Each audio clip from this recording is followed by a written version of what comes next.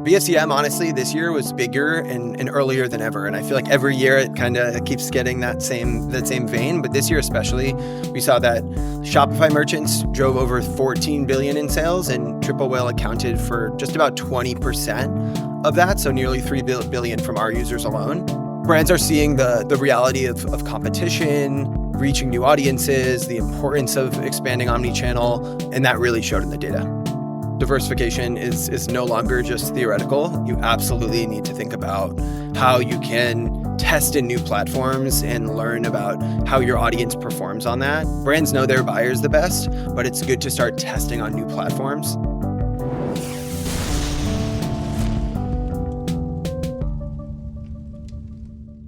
Anthony, welcome back to the D2C podcast. Always nice to catch up with you. You guys are leading the industry here with Triple Whale.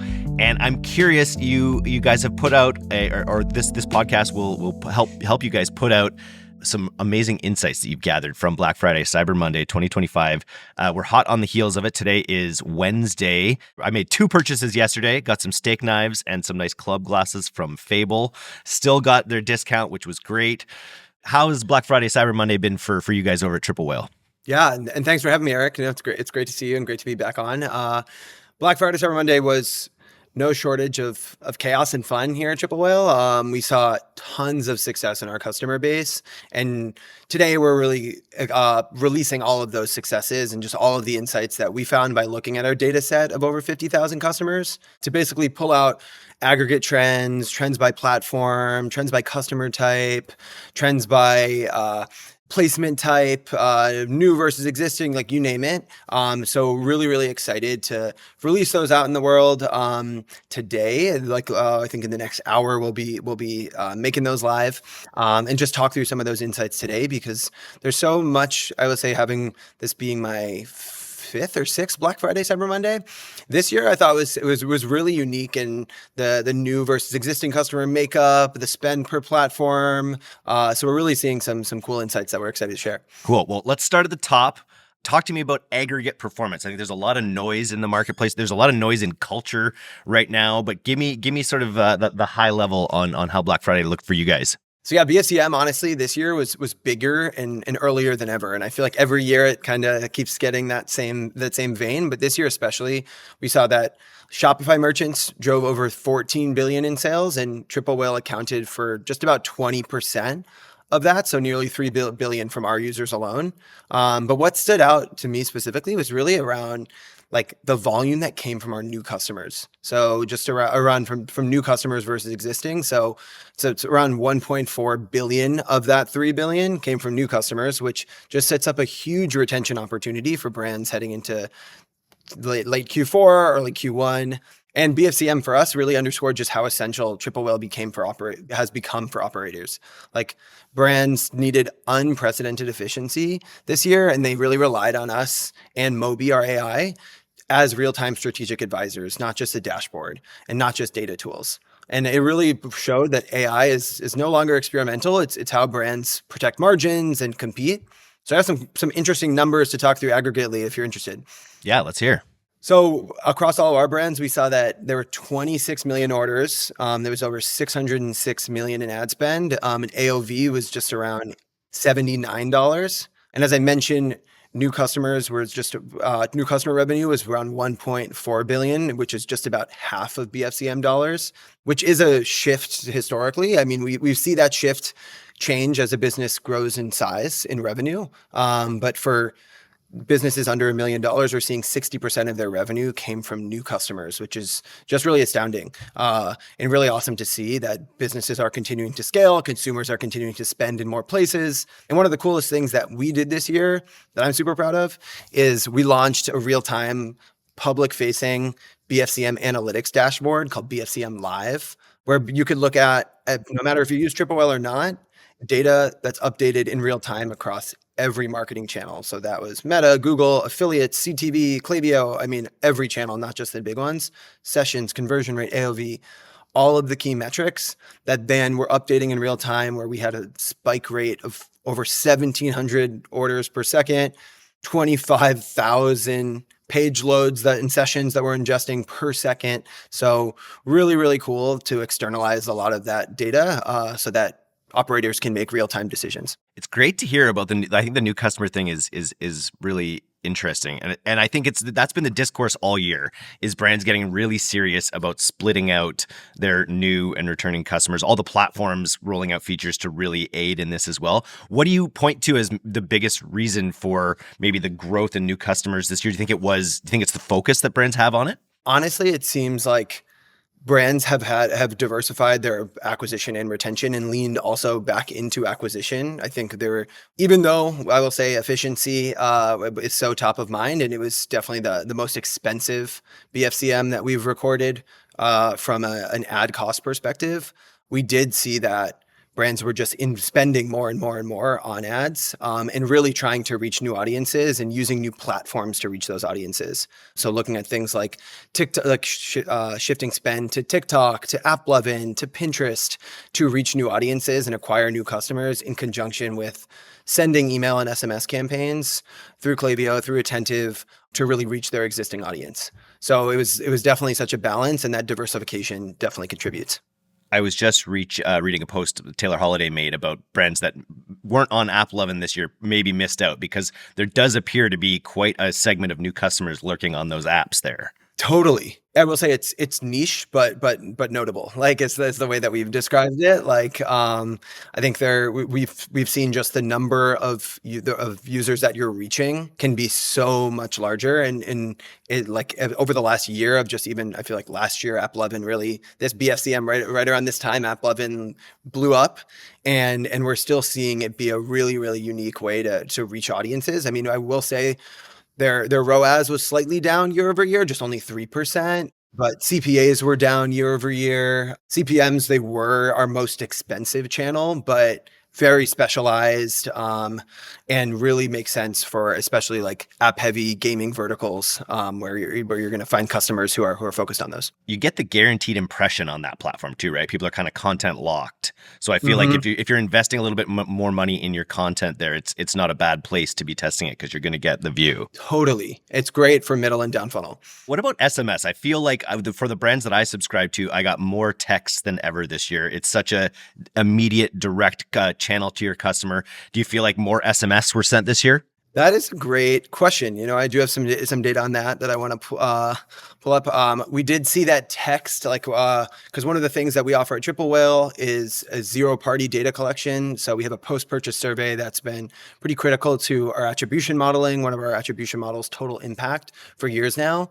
And so looking at those insights, because of course, looking at the customer journey can be complex, and maybe emails taking credit if they're using separate platforms, where we saw that email was about 7% of those post-purchase survey responses. And this is, again, over those 50,000 brands. Text was about 2%. So it is still a lot lower. And I will say we have like SMS campaigns from the messages sent of the brands that we looked at was just around 300,000 SMS messages just during that 4-day period. What any other insights from platforms? How were the behemoths? How did Meta fare? So really like Meta, it was broad lens was that like Meta and Google are still dominating, but there definitely are some cracks. Meta still captured 67.6% of all BFCM ad spend. Google then took just a little over 22%. And TikTok, AppLovin, Amazon, Snapchat, Pinterest in that descending order. So I will say that while the behemoths took the majority of the spend did nudge down year over year. So Meta changed just about 0.5, which sounds like a little, but when you're thinking about hundreds of millions of dollars in ad spend, anything like 0.3 to 0.5 is like serious money moving from Meta to TikTok to AppLovin and Amazon. So it's really interesting. I also thought like Meta brands, like from a efficiency standpoint, it was a little bit tighter this year because CPMs were up almost 8%. Meta is one of the few channels where we saw ROAS actually increase 3% year over year. So brands are spending the most there, but you're paying more for only slightly better results. So it's kind of that trade-off. Whereas Google really efficiency slipped. It's converting obviously extremely well at the bottom of the funnel with search, but just costs were up steeply. So CPMs up almost 11%, CPAs up almost 34%. So really, really costs are rising faster than returns, which is why brands are choosing to diversify more, especially with TikTok. I wonder if that has anything to do with their falling revenues because so many of the answers I look for in Google now are at the top in their AI summaries. I wonder if they're compensating in some way with rising CPMs to compensate for the fact that they're showing fewer people are going further down the page with their listings. That's a great point. Yeah, like I would be interested from like the Google AI overviews if you looked at like common paid search terms and the AEO visibility and the like of the AI overviews, so how that convergence looks.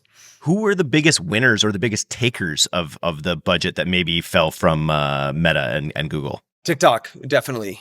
So TikTok was third in spend, and it also was really the most efficient that we saw year over year. So CPMs were down almost 30%, which was the cheapest really among the majors. CPA is also down 29%, while ROAS was up 28%. So it was definitely where a lot of brands shifted spend, just overall to be more efficient.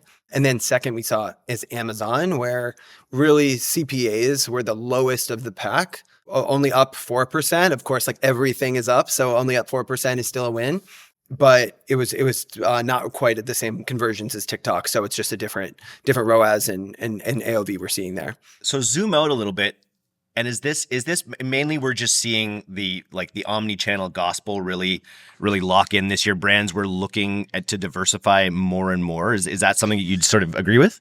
100%. Brands are seeing the reality of competition, of reaching new audiences, the importance of expanding omni-channel, and that really showed in the data.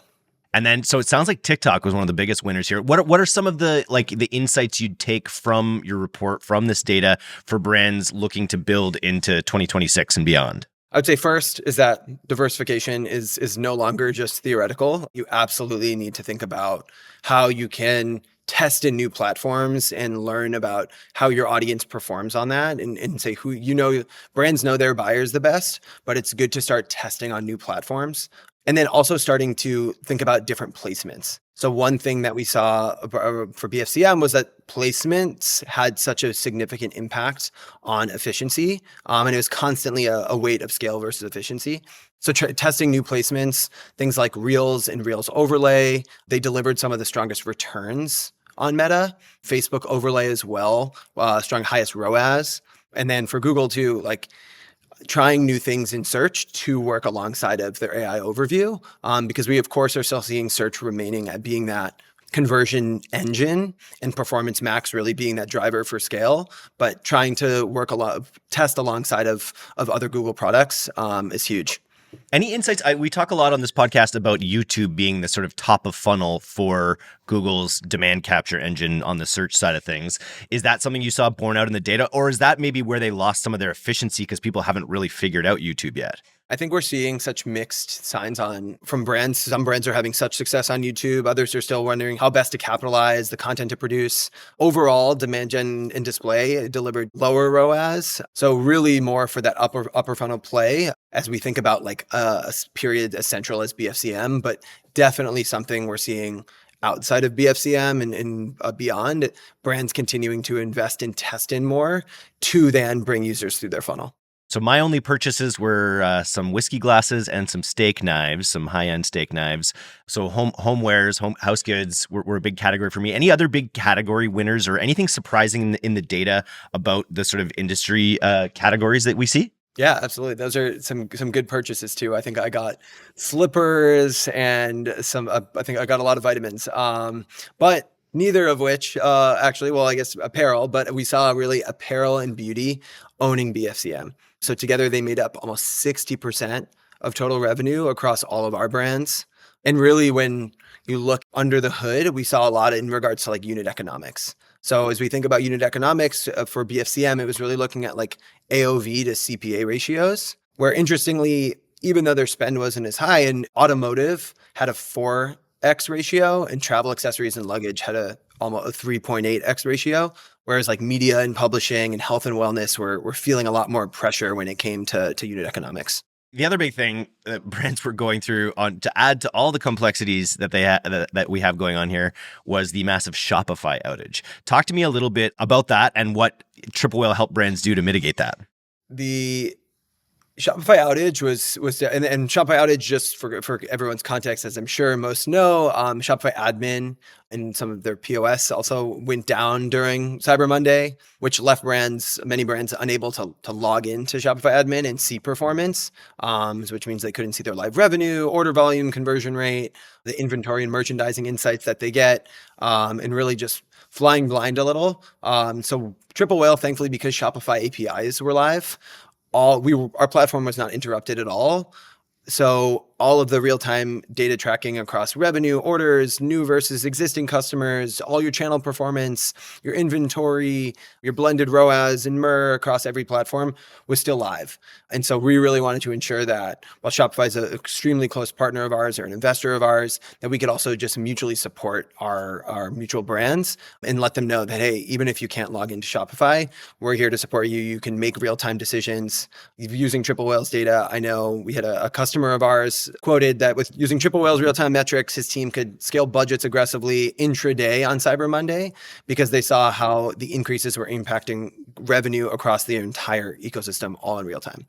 So really exciting stuff, and glad that we were able to support brands during a definitely stressful moment. And to take advantage of the brands that maybe don't have that data and pull back, and leave that space in the marketplace for those that are willing to kind of keep going. Totally. And we saw a lot of sales. I wonder if you noticed this too, Eric. A lot of sales even continue through yesterday because Cyber Monday. They had faced some order challenges. Obviously, everything on Shopify admin. So it is definitely something that brands were having to adjust their strategies.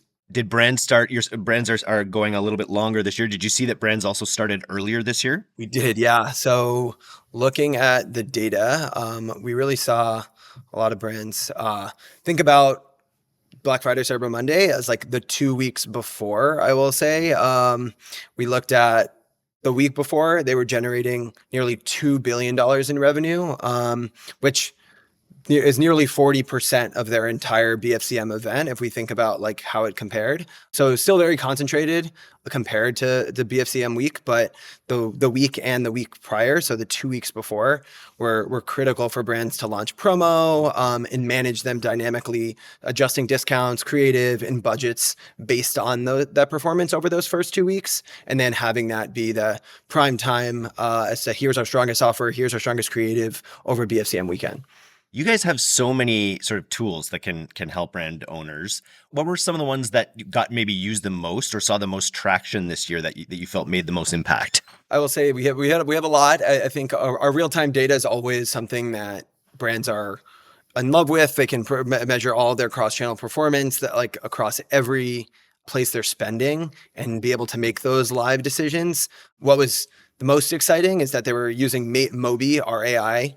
We have Mobi Chat and we have Mobi Agents. It's an agentic system to basically help inform those decisions of how they should adjust. So over BFCM weekend, we had just about 25,000 messages from customers actively engaging with Mobi in 5 different languages, which was awesome. Really all around real-time performance monitoring and strategy. So it wasn't just like, pull me this data.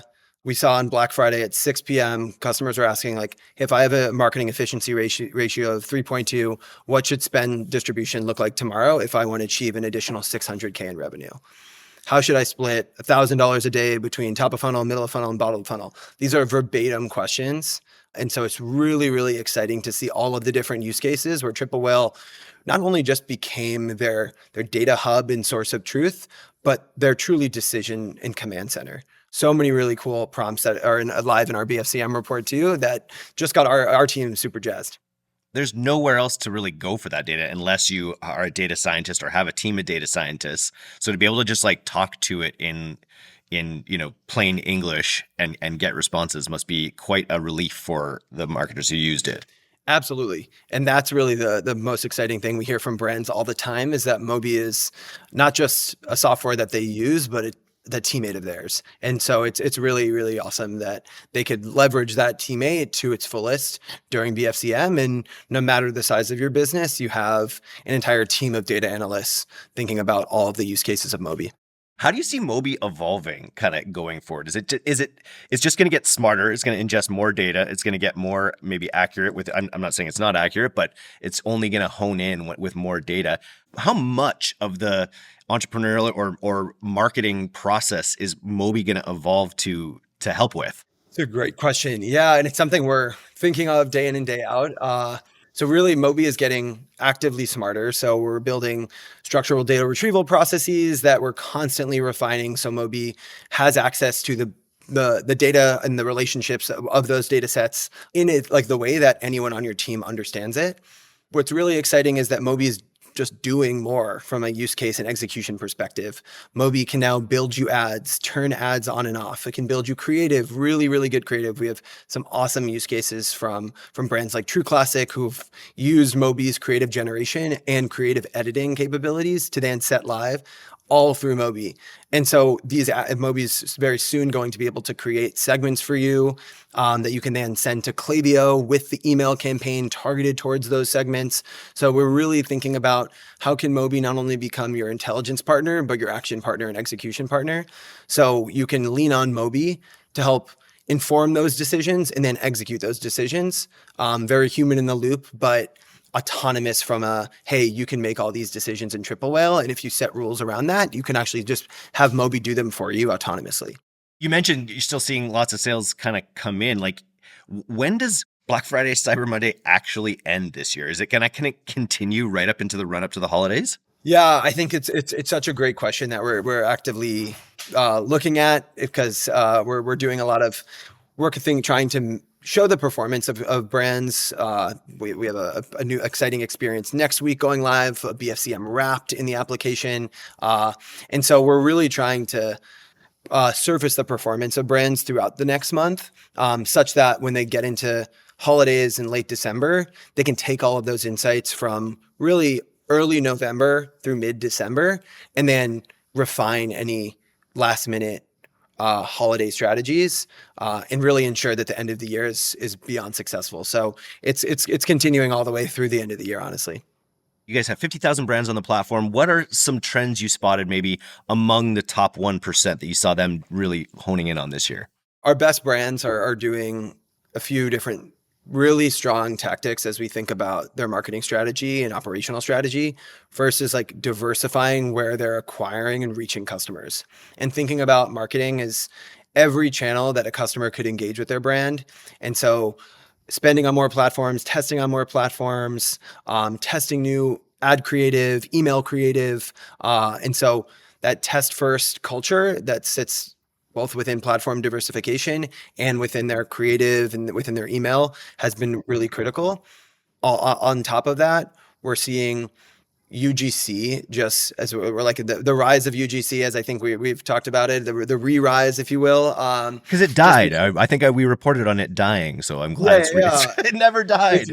It's resurrecting, and it's having such a strong impact. And we're seeing brands using TikTok Shop even having really, really strong success using TikTok Shop and testing there. So again, it's kind of all bleeding into that omni-channel diversification, but really having that human component, but concurrently also leveraging tools like AI chats, AI agents to be able to 10x their team without needing to hire new people. Nice, that makes sense. Did you have any data on AI in creative this year? I know you mentioned Mobi has the ability to help with that. Is that something you see more brands using as well? Yeah, we've seen brands been really looking at, the creative image editing. The generation is also really strong in Mobi, but I think the most exciting thing for them is they'll take one of their top performing ads, ask Mobi to create different iterations of it, whether that's a different color, a different background, and then be able to test those ads. They also some brands were looking at, hey, of our top competitors, what are their ads? They can tap into Foreplay, which is a tool to look at the meta ad library, and then be able to identify, okay, based on what my competitors are doing, here's how I should evolve my ads, edit those right within Mobi. And so we saw a lot of brands doing that over the weekend to make slight creative iterations to see what would be working in real time, and to ship those and launch all from Triple Whale. What's the verdict these days? I guess you guys are a measurement platform, but how And I think, a lot of smart brands know you've got to use a third-party measurement platform. You can't go off of in-platform data. Do you have any insights on the state of like in-platform data? Can brands use that at all at this point, or do you pretty much need a third-party source of truth? Of course, I may be a little partial, but we do have a lot of data just even when we're looking at that zero-party data. I mean, if we say, like, when looking at that of our post-purchase survey, we found that like nearly 1 in 5 customers say that they came from word of mouth, but nearly half of credit from Meta or last click may show something else. So it just really illuminates the fact that platform reporting is only a piece of the puzzle. And so you need to be thinking about measurement holistically and in new ways. I mean, we're investing. We have MMM, incrementality, to really unify measurement tools to provide you capabilities from click to non-click channels all in one platform. Especially as people are diversifying into platforms that maybe have tracking that isn't as evolved as the Meta Pixel, whether it's OTT or AppLovin or anything like this, it becomes pretty important. Totally, and that's really where we're seeing like MMM and incrementality have such a critical component in the measurement story now, where we're thinking beyond the core Metas and Googles. Well, if you want to dive deep, you can download the full Black Friday, Cyber Monday BFCM recap report on triplewhale.com. Any final words for brands sort of evaluating Black Friday, Cyber Monday this year and thinking about 2026? Yeah, I think the biggest thing is looking at how you were able to achieve your efficiency ratio, understanding how you're able to think about making real-time decisions and working with a platform that allows you to do that, and thinking through how AI can solve that. So I would say, as you head into the holidays, think what platform is really going to allow me to win, knowing that speed is really what it's all about right now. And don't neglect TikTok. TikTok is one of it's going to have its comeuppance. Like, you just see the amount of in my life, and you just see the numbers on its use, how much it's being used more and more than some of the other platforms. It's like only a matter of time before the commerce aspect of it catches up. And I think maybe we're seeing that a little bit this holiday. Totally. It's time to test on TikTok. And yeah, as I mentioned earlier too, TikTok Shop, we're seeing a lot of brands like as a sales channel be really efficient. So it's worth giving that a whirl as well. Nice. Well, download the whole report to get all the gory details. And thanks so much for coming on again today, Anthony. This was a lot of fun. Thanks, Eric. Really appreciate it.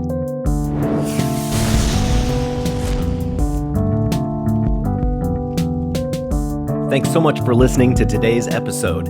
If you're not a subscriber to our newsletter, you can do that right now at directtoconsumer.co. I'm Eric Dick, and this has been the D2C Podcast. We'll see you next time.